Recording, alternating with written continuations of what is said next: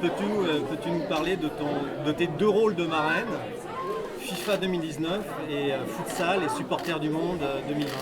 Je pense que quel que soit les deux rôles de marraine sont similaires puisque c'est promouvoir la discipline aussi bien pour la Coupe du Monde, le football féminin. Et vis-à-vis des supporters, c'est aussi un juste retour des choses. J'ai eu la chance quand j'étais joueuse d'avoir beaucoup de supporters qui sont venus nous encourager. Donc voilà, maintenant j'essaye aussi de les inciter à venir voir tous les événements, aussi bien la Coupe du Monde que le futsal 2020.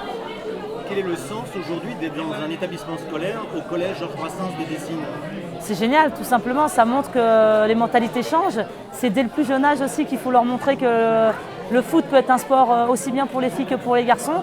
Et le fait de voir Eti, la Coupe du Monde, je pense que même les garçons, ça les fait rêver et c'est là où ça prend tout son sens.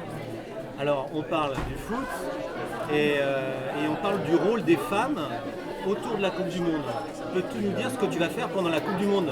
Oui, donc moi j'ai l'honneur d'être consultante pour la chaîne de TF1. Donc il y a de plus en plus d'anciennes joueuses ou de femmes compétentes tout simplement qui remplissent ces rôles-là. Il y a quelques années, je pense que ça aurait été difficile à accepter. Mais maintenant, c'est tout naturel et ça montre que la société, alors aussi bien dans le sport, mais dans la société, dans la vie de tous les jours, le rôle de la femme évolue aussi et c'est de bon augure pour la suite. Et parle-nous juste un mot ou deux sur le quatrième titre. Ce quatrième titre. Ouais, 4 Coupes d'Europe d'affilée, le 6e titre champion d'Europe pour l'Olympique Lyonnais féminin, c'est juste fantastique. Ça montre la capacité à un club à se remettre en question, à travailler pour être toujours au top. Et comme entraîneur, est-ce que ça a un impact sur les jeunes que tu entraînes? Bien évidemment, bien évidemment. C'est comme tous les jeunes garçons, jeunes filles qu'on a vus, ça les fait rêver.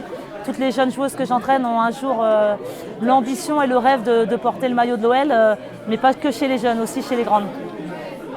Est-ce que tu confirmes l'OL, meilleur club féminin au monde? Bien évidemment.